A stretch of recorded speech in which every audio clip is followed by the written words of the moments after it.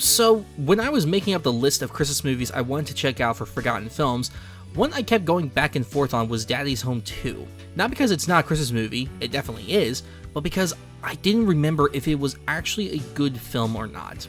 Critics did not like it when it came out, and no one's really talked about it since, and when that happens with comedies, it's usually for a reason. But I decided to bite the bullet and put it on the list. While I can't say it's a bad movie to sit through, I can't say it's a great one either. Daddy's Home 2 was directed by Sean Anders, who made the first one, and this film stars Will Ferrell, Mark Wahlberg, John Lithgow, and Mel Gibson, and we follow Ferrell and Wahlberg's characters as their fathers arrive for Christmas, and it becomes a wonderful Christmas full of antics, Gibson not being a great person, and kids getting drunk off of eggnog.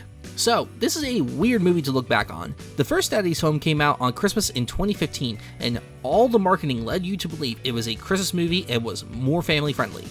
Neither of those were true, but it made a decent amount of money going up against Star Wars, so a sequel was ordered, and you can definitely feel the studio saying they needed to make this a Christmas movie and aiming more at kids with this one.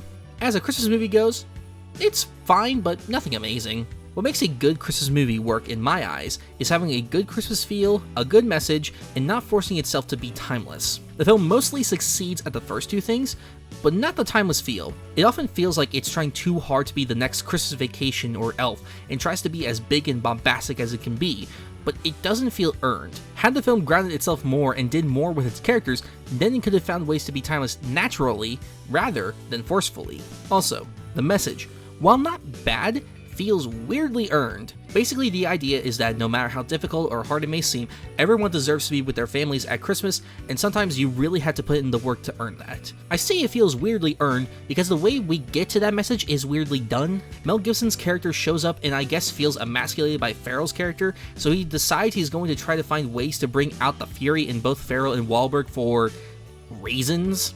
What's weirder is that Ferrell and Wahlberg go on very similar arcs to the first film in where they had to learn to love and accept each other, but it doesn't feel justified here. Then, at the end, the film literally spells out the message for the audience, which I feel lessens the message. Films like Christmas Vacation work well because the message and ideas don't have to be told directly to the audience. It gets its ideas across through good character work and good storytelling. When films like this have to make incredibly weird arcs for the characters to go on and spell out the message so the audience can think this film is saying something, it doesn't work and makes the film worse for it. Now, all those negatives aside, this film can be pretty funny in some parts. Casting is done really well and these actors all work great off of each other. When a joke works, it really fucking works. If they made a third film with these characters, I honestly wouldn't mind it.